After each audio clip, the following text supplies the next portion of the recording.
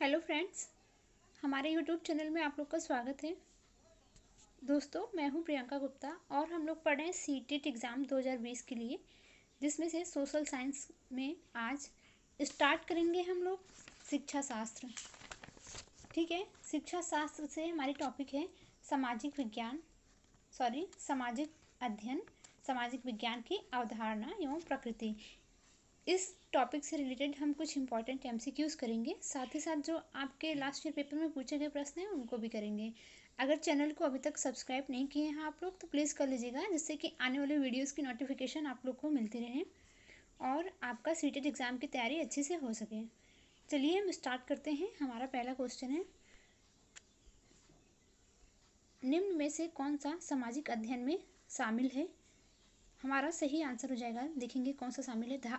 समाज के धार्मिक पक्ष सही है, समाज के राजनीतिक पक्ष ये भी सही है, समाज के सांस्कृतिक पक्ष ये भी सही है। हमारा चौथा सही हो जाएगा, उपरोक्त सभी। क्वेश्चन नंबर दूसरा है, निम्न में से कौन सा कथन सही नहीं है? हम देखेंगे इसमें जो सही नहीं है वो ऑप्शन है चौथा, सामाजिक अध्ययन को प्रारंभ में वैज्ञानिक अध्ययन पद्धति से शिक्षण दिया जाता था। क्वेश्चन नंबर तीसरा देखेंगे, सामाजिक विज्ञान अध्ययन निम्न में से किससे अध्ययन सामग्री प्राप्त करता है? तीसरे में हम देखेंगे हमारा कौन सा सही ऑप्शन है। ए है, ये भी सही है। बी है, बी ऑप्शन है भूगोल, ये भी सही है। सी भी अर्थशास्त्र भी सही है। ए बी सी तीनों सही हो जाएगा। ठीक है, क्वेश्चन नंबर 4 देखेंगे। क्वेश्चन नंबर 4 कह रहा है, निम्न शिक्षण विधियां या सूत्रों पर विचार कीजिए। निम्न कथनों पर विचार कीजिए।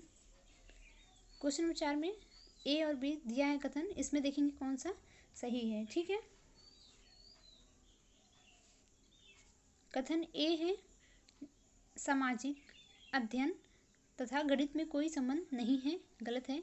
संबंध है, सामाजिक अध्ययन का संबंध केवल कला से है, ये भी गलत है। ए और बी हमारा दोनों गलत है। देखते हैं कौन सा आंसर हो जाएगा। चौथा हमारा आंसर हो जाएगा। ठीक है, क्वेश्चन नंबर 5 देखेंगे। क्वेश्चन नंबर 5 कह रहा है, निम्न शिक्षण विधियां या सूत्रों पर विचार कीजिए। पांचों में ए दिया है, सरल से जटिल की ओर, विशिष्ट से सामान्य की ओर, ज्ञात से अज्ञात की ओर। उपरोक्त में से किसका उपयोग सामाजिक विज्ञान के लक्षण में किया जाता है? तो तीनों किया जाता है। ठीक है, तीनों ऑप्शन हमारा सही है, ए बी सी चौथा सही हो जाएगा। क्वेश्चन नंबर 6 देखेंगे, निम्न में से कौन सा कथन राष्ट्रीय शिक्षा नीति 1986 के बारे में सत्य नहीं है? तो इस कथन में जो सत्य नहीं है वो है पहला, राष्ट्रीय शिक्षा नीति 1986 केवल केंद्र शासित प्रदेशों में लागू है। क्वेश्चन नंबर 7वां है, बिना बोझ के शिक्षा के संबंध में निम्न में कथन पर विचार करना है। ए और बी दिया है, इसमें देखेंगे कौन सा सही है। ठीक है, ए है, यशपाल समिति ने विश्वविद्यालय स्तरीय पर शिक्षण प्रक्रिया को बिना बोझ की शिक्षा बताया, गलत है। यशपाल समिति ने व्यापक तथा सतत मूल्यांकन पर बल दिया, सही ऑप्शन है हमारा, सही हो जाएगा केवल बी, दूसरा सही हो जाएगा। ठीक है, क्वेश्चन नंबर 8 देखेंगे। क्वेश्चन नंबर 8 कह रहा है हमारा, राष्ट्रीय शिक्षा नीति 1986 के संबंध में निम्नलिखित कथनों पर विचार कीजिए। इसमें देखना है कौन सा सही है और कौन सा गलत है। ठीक है, ए है, मई 1986 में राष्ट्रीय शिक्षा नीति लागू की गई, सही ऑप्शन है। बी है, अलग से शिक्षा नीति बनाने के लिए 1990 में यशपाल समिति का गठन किया गया, ये गलत है। सी है, शिक्षा में एकरूपता लाना तथा सभी को शिक्षा उपलब्ध करवाना राष्ट्रीय शिक्षा नीति 1986 का अंग था, सही है। ए और सी हमारा सही हो जाएगा, तो ऑप्शन नंबर दूसरा सही है। ठीक है, क्वेश्चन नंबर 9 देखेंगे, राज्यों में मुक्त विश्वविद्यालय की स्थापना का सुझाव किस समिति ने दिया था? तो 9 का सही आंसर हो जाएगा हमारा कोठारी शिक्षा समिति, नहीं गलत है। फिलिप हटोंग कमेटी, ये भी गलत है। कोठारी समिति, ये भी गलत है। इसमें से कोई नहीं होगा, चौथा। ठीक है, क्वेश्चन नंबर 10 देखेंगे, गद्यांश में दिए गए अखिल भारतीय तकनीकी परिषद की स्थापना पर विचार अंतर्निहित था। ठीक है, क्वेश्चन नंबर 10 का हमारा सही आंसर हो जाएगा पहला, 1986 की राष्ट्रीय शिक्षा नीति। क्वेश्चन नंबर 11 देखेंगे। क्वेश्चन नंबर 11 कह रहा है निम्न कथनों पर विचार कीजिए। ए दिया है यशपाल समिति की रिपोर्ट बिना बोझ के शिक्षा में किताबों से अनावश्यक पाठ्य सामग्री हटाने की बात कही गई है, सही है। बी है यशपाल समिति की रिपोर्ट में भारत के कुल जीडीपी के 6% भाग को शिक्षा पर व्यय करने की संस्तुति दी गई है, ये गलत है। हमारा ए सही है और बी गलत है, तो ऑप्शन नंबर पहला हो जाएगा। क्वेश्चन नंबर नेक्स्ट देखेंगे। 12 नंबर क्वेश्चन कह रहा है राष्ट्रीय पाठ्य चर्चा की रूपरेखा का गठन निम्न में से किस संस्था के द्वारा हुआ, तो सही आंसर हो जाएगा इसमें से हमारा ए बी सी दिया है, इसमें देखेंगे कौन सा सही है। ए दिया है राष्ट्रीय शैक्षिक अनुसंधान एवं प्रशिक्षण परिषद, सही है। राज्यों की शैक्षणिक अनुसंधान एवं प्रशिक्षण परिषद, ये गलत है। भारत सरकार तथा राज्य सरकार, ये भी गलत है। ठीक है, केवल ए सही है, तो देखेंगे ऑप्शन नंबर चौथा है केवल ए। क्वेश्चन नंबर 13 देखेंगे। 13 नंबर कह रहा है निम्न में से किसमें कहा गया है कि शिक्षण विधि तथा शिक्षण प्रक्रिया में सुधार किया जाए। छात्रों को केवल सवालों का उत्तर देना नहीं बताया जाए, बल्कि सवाल निर्माण तथा उसके उत्तर निर्माण की समझ विकसित की जाए, तो 13वें का हमारा राइट आंसर हो जाएगा ऑप्शन नंबर पहला, राष्ट्रीय पाठ्य चर्चा की रूपरेखा 2005 ने। ठीक, क्वेश्चन नंबर 14 देखेंगे। निम्नलिखित पर विचार कीजिए। यहाँ पे छोटा सा पैसेज दिया है, इसको पढ़ेंगे पहले। सामाजिक विज्ञान की विषय वस्तु में इतिहास, भूगोल, राजनीतिक विज्ञान तथा अर्थशास्त्र की सामग्री होनी चाहिए। इतिहास का खंडवार अध्ययन करते हुए विश्व इतिहास को विषय वस्तु समावेश करना चाहिए। भूगोल में पर्यावरण, संसाधन आदि पर बल दिया जाना चाहिए। क्वेश्चन नंबर 14 में देखेंगे आगे। राष्ट्रीय पाठ्य चर्चा की रूपरेखा 2005 में उपरोक्त विशेषता निम्न में से किस स्तर की पाठ्यपुस्तक में बताई गई है, तो हमारा सही आंसर हो जाएगा उच्च प्राथमिक स्तर की। क्वेश्चन नंबर 15 देखेंगे। विभिन्न स्तरों पर सामाजिक विज्ञान के अध्ययन के लिए पाठ्यक्रम का निर्माण का आधार निम्न में से किस संस्था समिति रिपोर्ट द्वारा प्रस्तुत किया गया, तो हमारा सही आंसर है पहला, राष्ट्रीय पाठ्य चर्चा की रूपरेखा 2005 रिपोर्ट 2005। ठीक, क्वेश्चन नंबर 16 देखेंगे। लास्ट ईयर के पेपर में जो पूछा गया प्रश्न है वो भी स्टार्ट हो चुका है, आप लोग अच्छे से करिएगा। सारे MCQs आपके कंप्लीट रहेंगे, तो एग्ज़ाम में अगर कुछ भी आया तो आप कर जाएंगे अच्छे से। चलिए देखते हैं 16 नंबर क्या कह रहा है। सामाजिक विज्ञान के बारे में निम्नलिखित में से कौन सा कथन गलत है। ये 4 कथन दिए हैं, इसमें कौन सा गलत है हमें ये देखना है।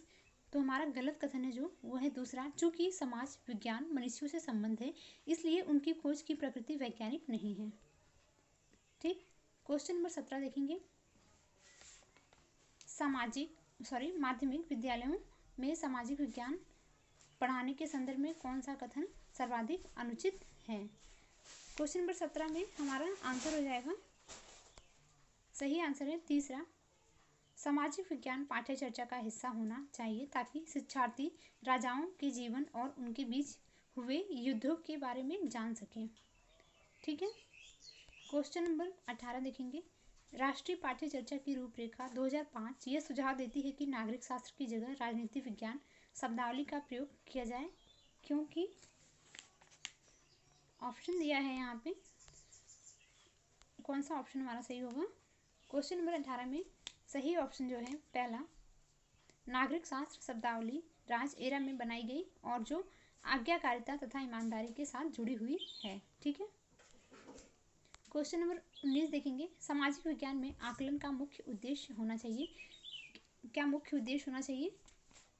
सही आंसर है पहला, यह विश्वसनीय प्रतिपुष्टि फीडबैक उपलब्ध कराना कि किस सीमा तक शैक्षिक उद्देश्यों की प्राप्ति हुई है।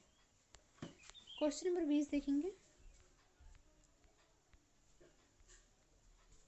शिक्षा बिना बोझ के 1993 यह अनुशंसित करता है कि सामाजिक विज्ञानों में अधिगम को, ऑप्शन दिया गया है इसमें, ऑप्शन देखेंगे कौन सा हमारा सही होगा। दूसरा ऑप्शन सही है, सामाजिक राजनीतिक वास्तविकताओं का विश्लेषण करने हेतु संकल्पनाओं और योग्यताओं को के विकास को बढ़ावा देना चाहिए। क्वेश्चन नंबर 21 देखेंगे, राष्ट्रीय स्तर पर सामाजिक विज्ञान की पुस्तक निम्नलिखित में से कौन सी सर्वाधिक महत्वपूर्ण विशेषता है। क्वेश्चन नंबर 21 में हमारा सही ऑप्शन हो जाएगा तीसरा है, इसे ऐसा होना चाहिए ताकि सभी सामाजिक समूह इसके साथ संबंधित हो सके। क्वेश्चन नंबर 22 है, निम्न में से कौन सा प्रारंभिक स्तर पर सामाजिक विज्ञान के संदर्भ में सही है। तो पहला ऑप्शन सही हो जाएगा इतिहास, भूगोल, राजनीति विज्ञान, अर्थशास्त्र। क्वेश्चन नंबर 23 है, सामाजिक विज्ञानों में सर्पिल पाठ्यचर्या का निम्नलिखित में से कौन सा लाभ है। तो पहला ऑप्शन सही है, गहन समझ के साथ और एक लंबी समयावधि के लिए संकल्पनाओं का संधारण। क्वेश्चन नंबर 24 देखेंगे, डैश डैश दिया है के अलावा निम्नलिखित कारक सामाजिक विज्ञान शिक्षण के आधार पर निर्माण करते हैं। तो सही ऑप्शन हो जाएगा हमारा तीसरा, पाठ्य सामग्री पर सूचनाओं का स्थानांतरित करने।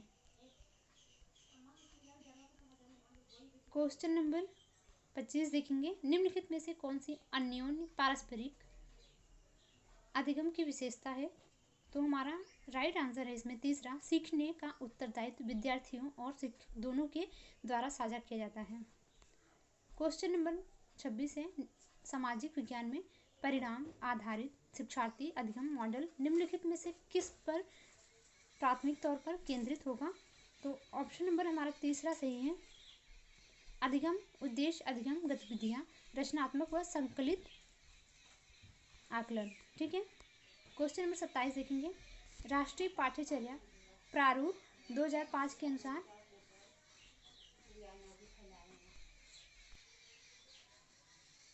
राष्ट्रीय पाठ्यचर्या प्रारूप 2005 के अनुसार उच्च प्राथमिक स्तर पर सामाजिक विज्ञान की विषय वस्तु निम्नलिखित में से किन विषयों से ली जानी चाहिए। तो ऑप्शन नंबर दूसरा हमारा सही आंसर है, इतिहास, भूगोल, राजनीतिक शास्त्र व अर्थशास्त्र। क्वेश्चन नंबर 28 देखेंगे, सामाजिक विज्ञान विषय वस्तु का उद्देश्य होना चाहिए कि 28 का हमारा दूसरा सही ऑप्शन हो जाएगा, छात्रों को परिचित सामाजिक यथार्थों का आलोचनात्मक अन्वेषण एवं उन पर प्रश्न उठाकर जागरूकता बनाया जाए। क्वेश्चन नंबर 29 देखेंगे, हमारे जैसे विविधतापूर्ण समाज में पाठ्य पुस्तकें इस प्रकार की होनी चाहिए कि कैसी होनी चाहिए। सही ऑप्शन हो जाएगा हमारा तीसरा, सभी क्षेत्रों एवं सामाजिक समूहों का उनसे जुड़ाव हो। क्वेश्चन नंबर 30 देखेंगे, राष्ट्रीय पाठ्यचर्या प्रारूप 2005 सामाजिक विज्ञान विषय में शिक्षण उद्देश्य शिक्षार्थियों को निम्नलिखित में से किस सामर्थ्य के लिए तैयार करना है। तो सही ऑप्शन हो जाएगा हमारा दूसरा, सामाजिक राजनीतिक वास्तविकता का विश्लेषण। क्वेश्चन नंबर 31 देखेंगे, राष्ट्रीय शिक्षा नीति NPE 1986 ने निम्नलिखित में से किसके लिए एकीकृत कार्यक्रम विकसित करने का सुझाव दिया था। तो सही ऑप्शन हो जाएगा पहला, विकलांग बच्चों के नियमित स्कूलों में पढ़ने के लिए। क्वेश्चन नंबर 32 है, राष्ट्रीय पाठ्यचर्या की रूपरेखा 2005 प्रस्तावित करता है कि भूगोल पढ़ाया जाए, जिससे 32 में ऑप्शन दिया गया है, देखेंगे कौन सा हमारा ऑप्शन सही है। दूसरा सही है, पर्यावरणीय चिंताओं तथा इसके संरक्षण के संबंध में आलोचनात्मक समझ पैदा की जा सके। क्वेश्चन नंबर 33 है, सामाजिक विज्ञान की शिक्षण पद्धति और संसाधनों के बारे में राष्ट्रीय पाठ्यचर्या की रूपरेखा 2005 के अनुसार सामाजिक विज्ञान के शिक्षण के लिए निम्नलिखित में से किसको अपनाना चाहिए। तो इसमें हमारा पहला आंसर सही है, ऐसे तरीके जो रचनात्मकता और आलोचनात्मक परिप्रेक्ष्य को बढ़ाते हैं। क्वेश्चन नंबर 34 है हमारा, पाठ्य पुस्तकों को सभी क्षेत्रों और सामाजिक समूहों का प्रतिनिधित्व करने वाली बनाने के लिए इसमें पहला ऑप्शन है, पाठ्य पुस्तकें देश की सभी भाषाओं विशेषतः भारतीय संविधान की सूची। ये गलत ऑप्शन है हमारा, हम डायरेक्ट देखते हैं हमारा सही ऑप्शन कौन सा है। ठीक है, जिससे कि आप लोग का टाइम वेस्ट ना हो और आपको सही आंसर पता चल जाए और ज़्यादा से ज़्यादा तैयारी कर सके। तो हमारा 34 में तीसरा सही ऑप्शन है, पाठ्य पुस्तकों में सभी क्षेत्रों और सामाजिक समूहों से संबंधित सामग्री जोड़ी जानी चाहिए। क्वेश्चन नंबर 35 है, किसी सामाजिक विज्ञान की कक्षा में ढांचा का मुख्य लक्ष्य होता है, तो कौन सा मुख्य लक्ष्य होता है। चौथा सही ऑप्शन है, स्वतंत्र सोच निर्मित होने तक विद्यार्थियों की सहायता करना। क्वेश्चन नंबर 36 देखेंगे, सामाजिक विज्ञान में अध्यापकों के लिए क्षमता निर्माण कार्यक्रम अनिवार्य है, क्योंकि 36 का सही ऑप्शन हो जाएगा दूसरा, उन्हें सामाजिक विज्ञान के विभिन्न घटकों की अवधारणाओं और शिक्षण पद्धति में अस्पष्टता की जरूरत है। क्वेश्चन नंबर 37 है, सामाजिक विज्ञान के बारे में कौन सा कथन सही है? इसमें चौथा सही है, सामाजिक विज्ञान एक विश्लेषणात्मक और सृजनात्मक मानस की नींव रखता है। क्वेश्चन नंबर 38 देखेंगे, सामाजिक विज्ञान की कक्षा में अवधारणाओं को स्पष्ट करते समय जब एक शिक्षक वैयक्तिक अनुभव का प्रयोग करता है तो वह, तीसरा ऑप्शन सही है हमारा इसमें, उनकी स्थानीय वास्तविकता को वैश्विक संदर्भों के साथ जोड़ने की योग्यता बढ़ावा देता है। ठीक है, तीसरा सही है। क्वेश्चन नंबर 39 देखेंगे, सामाजिक विज्ञान में परीक्षा सुधार पर हाल ही का एनसीएफ आधार पत्र डैश डैश दिया है। तो एनसीएफ का जो आधार पत्र था वो था दूसरा, सतत आकलन। ठीक है, क्वेश्चन नंबर देखेंगे नेक्स्ट है हमारा 40, सामाजिक विज्ञान पढ़ाते समय एक शिक्षक का प्रयास होना चाहिए, क्या होना चाहिए? तीसरा ऑप्शन सही है, तथ्यों, मूल्यों तथा आदर्शों पर बल देना। क्वेश्चन नंबर 41 है, सामाजिक विज्ञान की पाठ्य पुस्तकों में मानचित्रों और आरेखों का प्रयोग प्रासंगिक है, क्योंकि दूसरा सही है, अवधारणा को स्पष्ट करते हैं। क्वेश्चन नंबर 42 है, सामाजिक विज्ञान शिक्षण का आधार पत्र किस पर बल देता है? तो पहला ऑप्शन सही हो जाएगा, विभिन्न मतों का सम्मान करना तथा विचारों व अभ्यासों का परीक्षण करना। क्वेश्चन नंबर 43 है,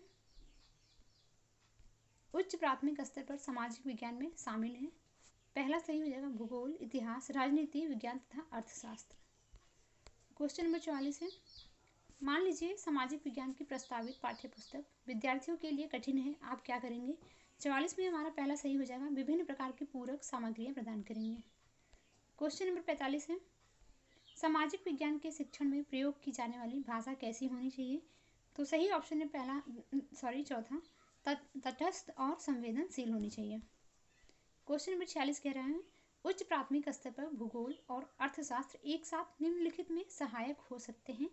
तो सही ऑप्शन हो जाएगा पहला, पर्यावरण, संसाधन एवं विकास के मुद्दे के प्रति दृष्टिकोण विकसित करना।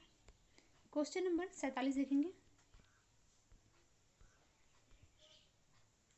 क्वेश्चन नंबर 47 कह रहा है, सामाजिक विज्ञान की पाठ्य पुस्तकों के प्रति क्या दृष्टिकोण होना चाहिए? तो हमारा तीसरा ऑप्शन सही है, आगामी पूछताछ के अवसर के रूप में। क्वेश्चन नंबर 48 देखेंगे, सामाजिक विज्ञान के विषयों के अध्ययन का महत्व इसलिए है क्योंकि बच्चे डैश इससे डैश डैश, चार ऑप्शन है, इसमें देखेंगे हमारा कौन सा सही ऑप्शन है। तो दूसरा सही ऑप्शन है, समाज और उसके पर्यावरण को समझ सकते हैं। क्वेश्चन नंबर 49 है, उच्च प्राथमिक स्तर पर सामाजिक एवं राजनैतिक जीवन की पाठ्य पुस्तक का शिक्षण निम्नलिखित में से किस एक उपागम पर बल देता है? तो सही ऑप्शन है हमारा तीसरा, वास्तविक जीवन की स्थितियों से सीखना। क्वेश्चन नंबर 50 है, राष्ट्रीय पाठ्यचर्या रूपरेखा 2005 सामाजिक विज्ञान के संदर्भ में सुझाती है कि बच्चे के विद्यालयी जीवन का मेल, सही ऑप्शन हो जाएगा चौथा, बाहर के जीवन के साथ होना चाहिए। क्वेश्चन नंबर 51 देखेंगे, उच्च प्राथमिक स्तर पर सामाजिक विज्ञान के स्वरूप पर ABC कथनों पर विचार कीजिए। 51 नंबर क्वेश्चन में ABC कथन दिया है, उसमें हम देखेंगे कौन सा हमारा सही है। ठीक है, ए दिया है, यह अपने वातावरण में लोगों का अध्ययन है, सही ऑप्शन है। बी और सी देखेंगे, इसका बी है, यह लोगों के संबंधों और उनकी अंतः निर्भरता का अध्ययन है, ये भी सही है। सी दिया है, यह अतीत और वर्तमान के साथ संबंधों का अध्ययन है, ये भी सही है। ए बी सी तीनों सही है, तो तीसरा आंसर हमारा सही हो जाएगा। ठीक है, क्वेश्चन नंबर 50 है, राष्ट्रीय आधार समूह 2006 के अनुसार सामाजिक विज्ञान का शिक्षण अपनी लोकप्रियता खो रहा है, क्योंकि क्वेश्चन नंबर 52 में हमारा आंसर सही हो जाएगा तीसरा, यह मानवीय मूल्यों में अंतर्विरोध की गई स्थितियां प्रस्तुत करता है। क्वेश्चन नंबर 53 है, नागरिक शास्त्र की नामावली में राष्ट्रीय पाठ्यचर्या की रूपरेखा एनसीएफ 2005 बदलाव क्या सुझाव दिया है? तो क्वेश्चन नंबर 53 में जो सुझाव दिया है वो है पहला, सामाजिक और राजनीतिक जीवन। क्वेश्चन नंबर 54 देखेंगे, लोकतांत्रिक समस्याओं की समझ का विकास करने के लिए निम्नलिखित में से सबसे उचित पाठ्यक्रम संकलित उपागम को चुनिए। तो हमें देखना है इसमें हमारा कौन सा सही ऑप्शन है। तीसरा सही है, वास्तविक स्थितियों के साथ आदर्श स्थिति के उदाहरणों को प्रस्तुत करना। ठीक है, क्वेश्चन नंबर देखेंगे हम अब। फ्रेंड्स ये आंसर है, अगर आप लोग को कोई भी आंसर नहीं मैच हो पाया है तो आप देख लीजिएगा, मैच कर लीजिएगा। ठीक है, नेक्स्ट वीडियो में हम पढ़ेंगे कक्षा कक्ष प्रक्रिया गतिविधियाँ तथा संवाद। अगर आप लोग अभी तक चैनल को सब्सक्राइब नहीं किए हैं तो कर लीजिएगा, जिससे कि आने वाले वीडियोस की नोटिफिकेशन आपको सबसे पहले मिले। ठीक है, धन्यवाद।